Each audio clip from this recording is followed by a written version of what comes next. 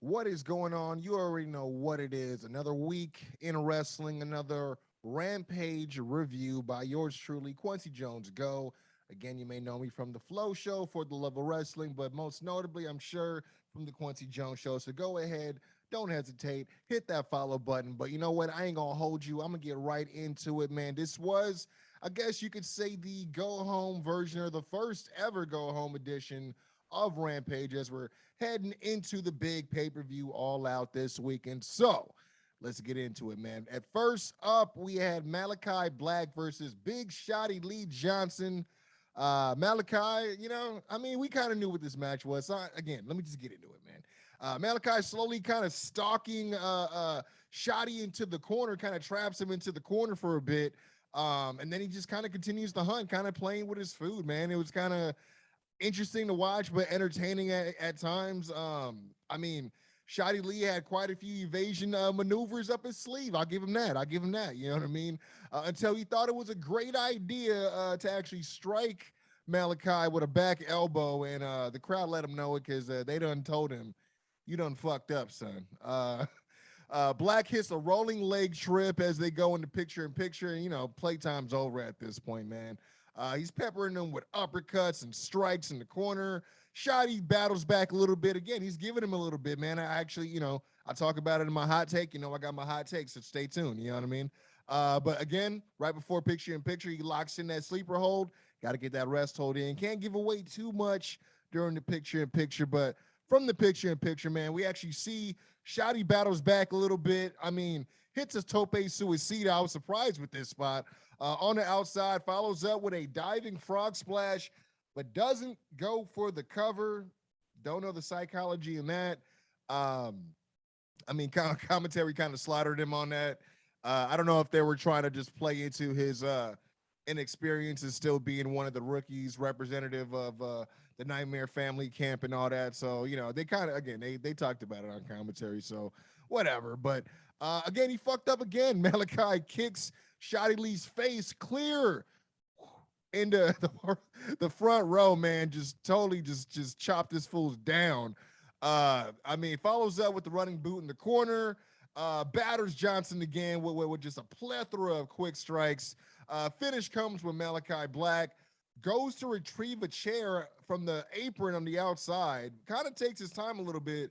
I was thinking somebody was supposed to run in or something like that, but he offers the chair to a prone Shotty Lee who's still laying out with his face off his face, if that makes sense. But he gives him the chair kind of like, hey, man, what's up? This is going to be this is the best way you'll ever come close. So I'm going to give you this free shot. Even turn his back on Lee Johnson. Lee was there contemplating it, but this fool said, guess again, psych, black mass. Again, if there was any more remnants left on his face from the kick from before, again, first row, I guess on hard cam side, they got to go home with a little bit of something. But yeah, man, that was the match. We got a little post-match action, obviously. Dustin Rhodes comes out. Black wasn't even attacking Johnson that I think about it. He just kind of was just standing around. But Dustin Rhodes came out, and then, he kind of runs Black off. But what I liked is you seen Black kind of taunting Dustin, like kind of like counting off the victims on his finger, like, yo, you could be next. You wanted me next? What's good? You know what I mean? You seen the rest? The fate of the five. You know what I mean? But hot take, man. Let's get into it. Because this is gonna be a hot take. Not everyone's gonna agree with my take on this, but I believe I have a right to speak on it. So here we go, man. I felt like they gave Johnson some time in his match. I felt like they were trying to really create a big match feel for him, especially giving him the opportunity to open, another edition of Rampage, especially with a guy like Malachi. I'm getting used to it. Bear with me, y'all. I know he had a TNT championship match, but I think that was a little bit more see-through and predictable on the surface. This one, I'm not saying that we thought he was going to beat Malachi, but again, surprisingly, the amount of selling that they actually gave him in this match, or I should say that Malachi was willing to do in this match and stuff like that. Obviously they were giving an effort and trying to make him look good. But and there's always a but. As much time as they gave him, and as much as Malachi sold for him and helped make him look good, and showed that he actually had that heart they were talking about on commentary, which is important. You got to get the follow through. Continuity is always important when it comes to me. Make it make sense. That's all we ask, man. There is definitely still a lot of fans upset.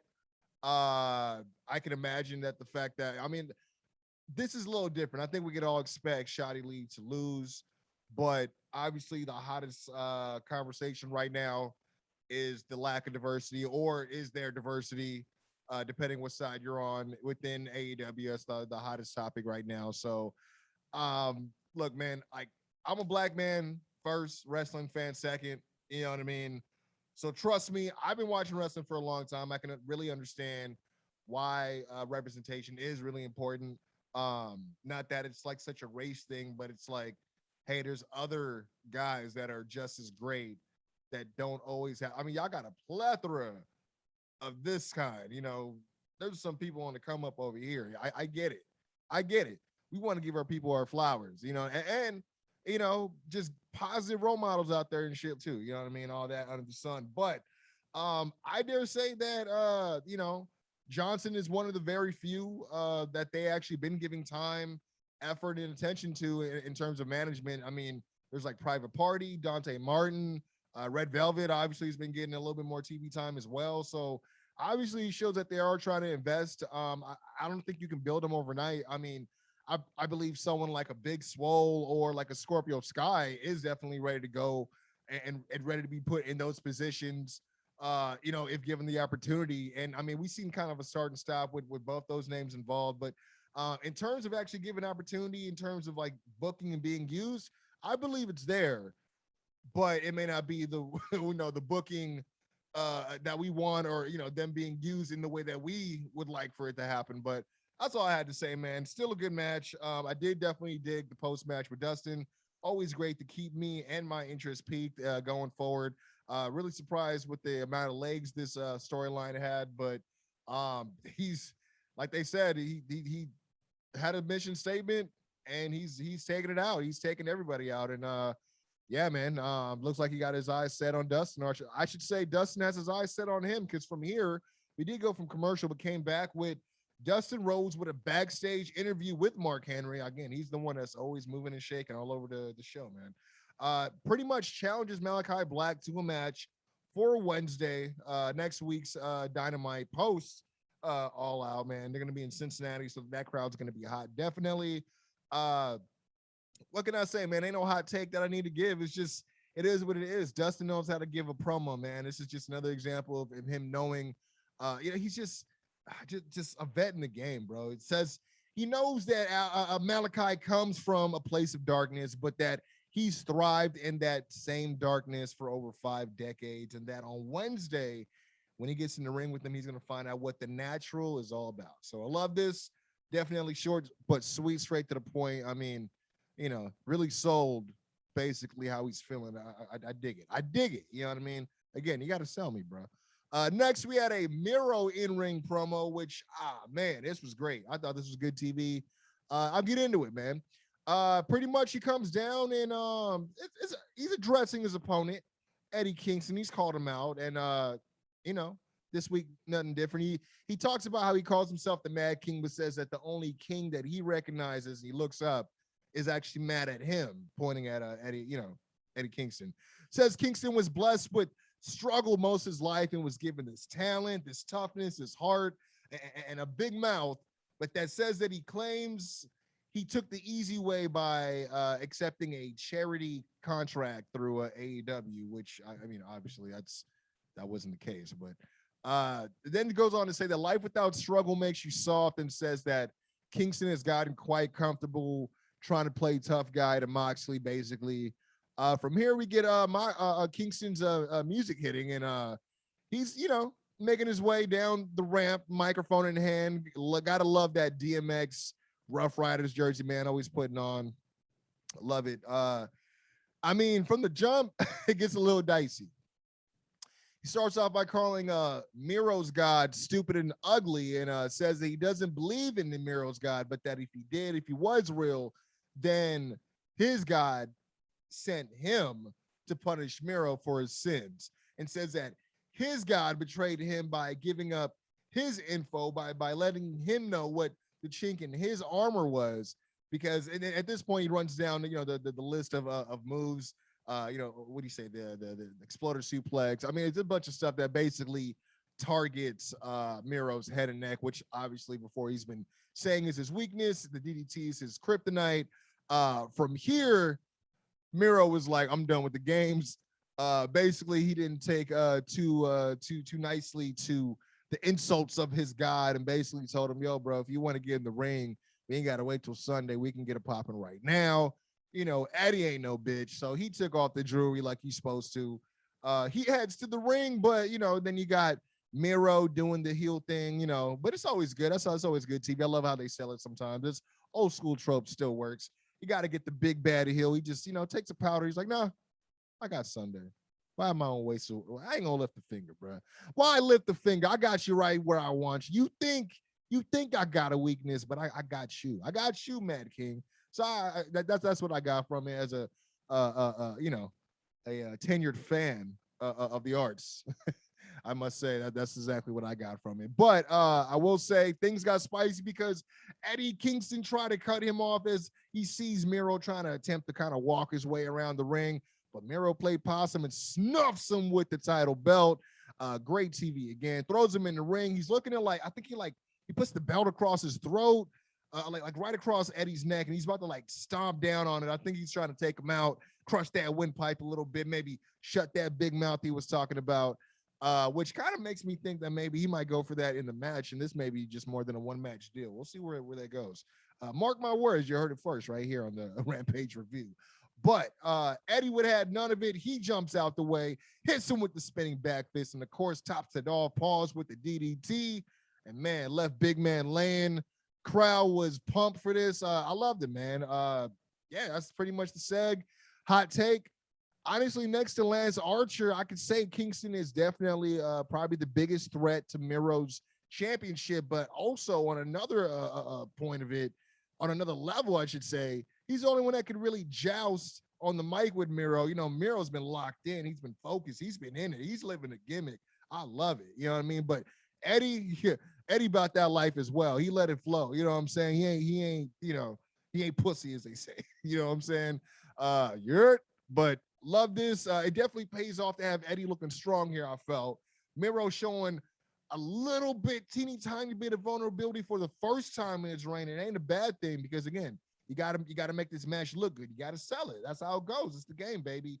Heading into the matchup, I mean, again, his last two defenses were a little bit see-through. He had Dante Martin. He had I love the boy, but Fuego del Sol. But this one, I feel like this could legitimately go either way after this segment. So I'm definitely looking forward to it. Bravo to both, man. Y'all did y'all job, man. I'm definitely gonna be checking out the tape.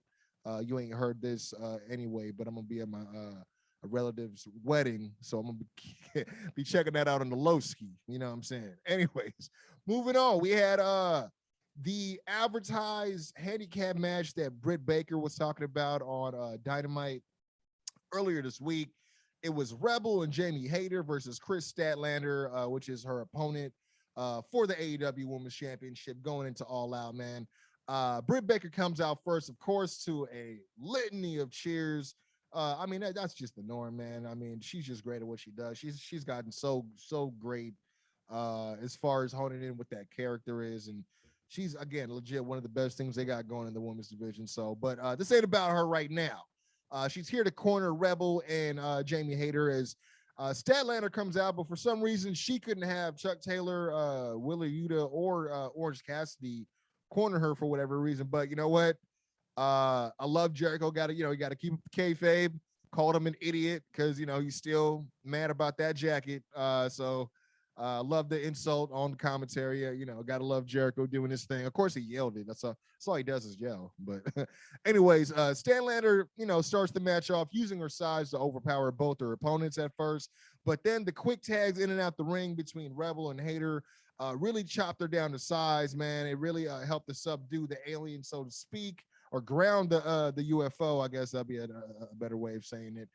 Don't kill me on that, man. Anyways, Starlander fights back though, holding her own against both women with a power slam on Rebel and then a spit out power bomb on Hayter, where she actually like dumped Hayter onto Rebel, who was already on the ground. I mean, she lights both of them up with some forearms and a jumping knee, a big ass jumping knee, like as they said, Idaho City. A little bit of potatoes being thrown a little bit. It looked good though. Sometimes snug is not a bad thing. It's just when shit goes left, like on Monday, but we ain't gonna talk about that. This is Rampage. From here, we did get a 2-for-1. This is crazy. It was a leg trip flatliner where she like pushed Jamie Hayter's body into Rebel, who kind of like they embraced like almost like a hug. Then she leg tripped both of them, which obviously made Hayter hit Rebel with the inadvertent quote unquote flatliner. Then she hits them both with a running senton near fall. From here, she actually picks Rebel up on her shoulders. I'm thinking like, oh, we doing one wing angel? What we doing? What we doing? She picks her up on her shoulders, and then Hayter actually goes for an attempted cross body. She catches her. Another 2-for-1 special. She hits the electric chair face buster and the front slam on Hayter and Rebel simultaneously. Crazy. I mean, standing ovation at this point, man. The finish comes though when Statlander locks in. It was like weird. It was like this innovative, like she had like both arms, so it was like a double arm, modified like crab, almost like a lion tamer. I mean, I think Excalibur called it the spider crab on commentary. But tapped out Rebel for the win, man. Post match, of course, this post match. It's the go home. You know they doubling up on the post match. They gotta sell the pape. But this looked good on her, man. You know, you got Jamie Hayter, Rebel, and then you had Britt Baker all surrounding the ring trying to get at her shield status. But Red Velvet, he comes in to make the save, runs them off. Obviously, this was cool because Red Velvet gets a look right before going into the Casino Battle Royale. I mean, it's weird. I think Chicago's in love with Britt Baker now ever since CM Punk put her over, because Velvet came out to a few boos that I noticed. But this was a really entertaining match. Did what it was supposed to do, and making Statlander look strong ahead of the championship match against Britt at All Out on Sunday. I mean, you don't need me to say that. I mean, it is what it is, From here, we got a recap of how Dynamite went off the air with the Elite, specifically the Young Bucks, beating down the Lucha Bros and essentially giving them a sneak peek of the cage match at All Out going into Sunday for the AEW Tag Team Championships. Hot take, match of the night. I mean, if not the CM Punk, I think CM Punk Darby probably the most anticipated match. But I mean, the Bucks and the Luchas always got magic, man. It's last time it was ladders, I mean, and tables, a lot of tables, but it's gonna be some shit. I'm definitely hyped for this one. But in the spirit of running down and recap, we also get a rundown of the All Out card, which we already know, man. But we did get a heavily updated participant list for the Casino Battle Royale. Earlier, we reported the original 9, which was Allie the Bunny, Thunder Rosa, Nyla Rose, Penelope Ford, Red Velvet, Ty Conti, Jade Cargill, Diamante, Julia Hart, with the 10th being added with the surprise returning Anna Jay, obviously coming back from injury this past Wednesday on Dynamite. Plus, also on Dynamite, Britt Baker also mentioned, I guess sort of announced that Rebel and Jamie Hayter would also be added to the match. So I guess that's 11, 12. And now there seem to be way more additions to the matches. I run down the list here. Hikaru Shida, Emi Sakura, Kylan King, Abaddon, Layla Hirsch, Big Swole, Riho, and Kiera Hogan. So, man, this is about to be a full house. I believe it's was that a full 20, possibly 21. I think there'll be probably a what they do, a Joker card. Yeah, man, maybe Ruby Soho. I know that she's been lurking about with her. She's been having her montages and her promo videos lurking about on the interwebs that have been real interesting. Obviously, we also reported that Lana, obviously Miro's wife, is also her 90 days done. I don't know if she'll be in the Battle Royale, but I could definitely see her making an appearance in the match at some point. Also, the Iconics, or the Inspiration as they're now known as, Cassie Lee, and man, I'm trying to get used to the new names. Billy Kay, or Jesse. There we go. Jesse McKay and Cassie Lee, formerly the Iconics. They're also done with their 90 days as well. So that'll be interesting. If maybe they pop up, maybe a 2-for-1 because 21.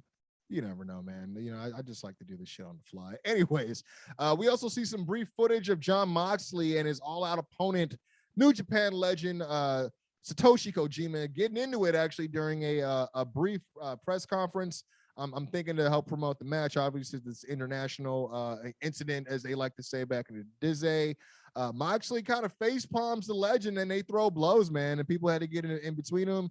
Again, it was a real quick clip, but from here we get the main event, man. It's Danny Garcia versus Darby Allin. We already know there's a little bit of foul intentions afoot as they made their intentions known on Dynamite that Danny Garcia, along with 2.0, they are soured on this match between CM Punk and Darby Allin. Why is it them? Screw this. We're going to do everything we can to ruin this match. They tried, but got foiled on Wednesday. But again, you know, they got an official match, Darby versus Danny Garcia. I mean, he's looking to probably injure him in the match, throw some sort of wrench in the plans, but I digress because we have the patented sit down, split screen interview with Mark Henry at the helm between Darby Allin with Sting and Danny Garcia with 2.0.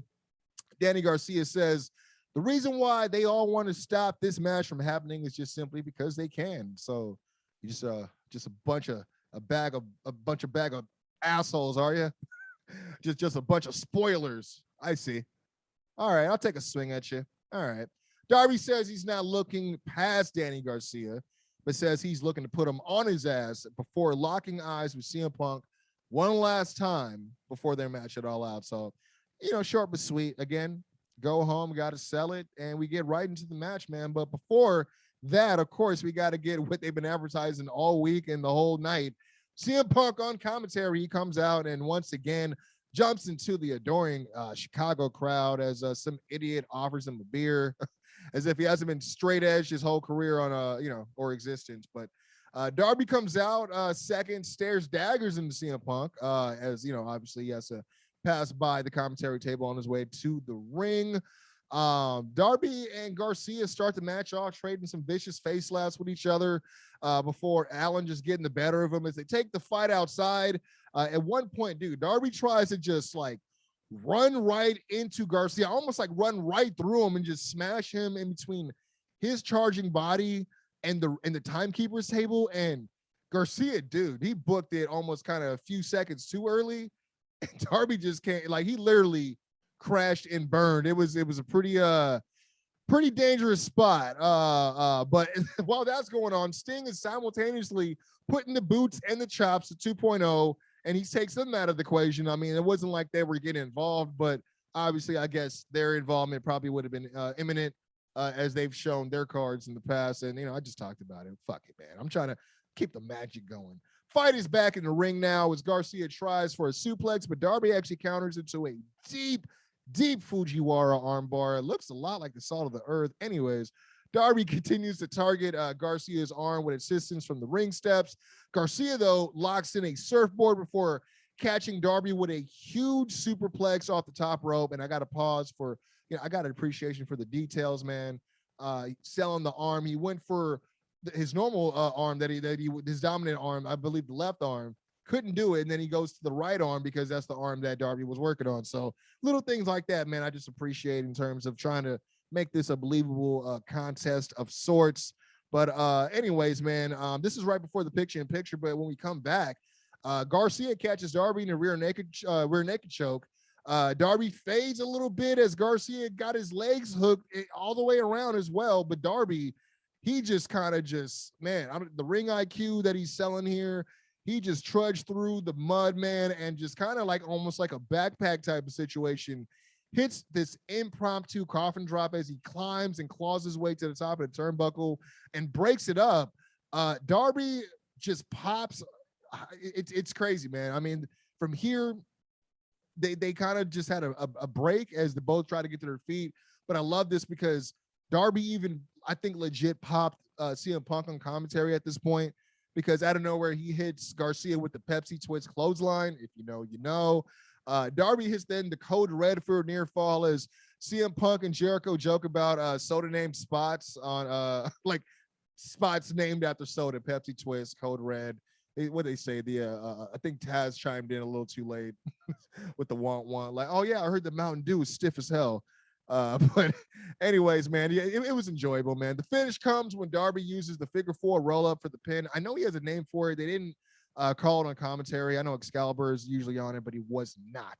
So I couldn't regurgitate it to you guys. I'm sorry, but he gets the win, and of course it's AEW. We get the major post match action in the main event. 2.0 come in and jump Darby again. Sting actually holds his own against Garcia as CM Punk eventually gets up from commentary. The crowd is cheering. You know, he's actually backing down 2.0 at this point. And then out of nowhere, of course, like a fucking missile shot out of a cannon. I know it doesn't make sense. Possibly, who knows? But I guess a cannonball. Fuck it. Darby comes in, nose dives with the torpedo suicide dive that we love so much. Gets up immediately as the first AEW Rampage Go Home Edition goes off the air with the perfect image, and that's CM Punk and Darby once again locking eyes, locking the horns, and just butting heads. Selling that pape, my man. Hot take, man. I just got to say, I said before, black man first, wrestling fan second. So, I put a pin in that. I opened with that. Let me close with the wrestling fan. How fucking awesome is it? It's just this time in wrestling, period. Chris Jericho sitting next to CM Punk on a TNT channel doing commentary for fucking pro wrestling together. Like Jericho referencing CM Punk's fucking sport jacket from previous commentary gigs of the past. Hashtag if you know, you know. I just loved him and Chaz also going back and forth about the whole cardio thing. That was funny. The soda thing was funny as well, man. They didn't make it too much about themselves. They definitely were pouring on Punk in particular was definitely putting over Garcia as well, even much to say like, yo, if he could even take his place if he beats him tonight, I mean, who knows what happens, so that's always good. You always want guys to not just make it about them and just put themselves over in their personality, their gimmick all the time, and rah-rahing and all that, and have people talking about, yeah, but did you hear so-and-so in commentary? He was a riot. He's supposed to be. You're supposed to be doing your job, but it's all about the action going down in the ring. So I thought that was really important. And the only other thing I had to say is I really felt like they could have ended this match a little early with the backpack or the impromptu backpack coffin drop, and still keep all the post match that they did, and still manage to figure out another place where they could have fit in the Pepsi the Pepsi twist clothesline spot. But other than that, Sting kind of going into business for himself, not really, but obviously get himself some of a 2.0 at ringside was kind of random, but it was fun. Again, just giving us what they had to give us in order for us to stow our hunger, so to speak, because we over here starving for that all in, or I should say all out action going down this Sunday, man. And man, that was essentially the first go home edition of Rampage, man. I got to say I did enjoy it. They've been consistent, man. Sometimes if we felt like they've blew their load a little too early with the opening and they just kind of do a bunch of filler with maybe a B minus main event or a B plus main event, I should say. But I thought this was really paced well. This had a little bit more than the usual episodes of Rampage, but man, it's exciting right now. A lot of stuff is going on. I'm definitely digging this, man. So yeah, man, I just wanted to do another review for you guys. Got to keep it consistent. Like I said, I can't be talking about continuity and not bring the consistency myself. Come on, man. I got to practice what I preach. You know what it is, man. Kwency Jones GO. Again, I love y'all for supporting and watching and doing everything that we do, whether it's the Kwency Jones Show, again, or it's for the love of wrestling. Be sure to follow both. That is at the Kwency Jones Show and at Flow Wrestling Pod or Flow Wrestling Show, whether that's Twitter or Instagram, and that's the Kwency Jones Show on both, man. Once again, I am Kwency Jones GO. I'll be back next week. Also, don't forget to check out the newest Flow Show dropping this Sunday. We're going to have our predictions for All Out. And, of course, don't forget to check out, if you haven't already, the newest episode of the Kwency Jones Show. Go to sleep. It's already out right now. And, we're going to do the Fallout and review edition of All Out next week as well. So definitely stay tuned for that. It's been Kwency Jones GO, and I'm out. Peace.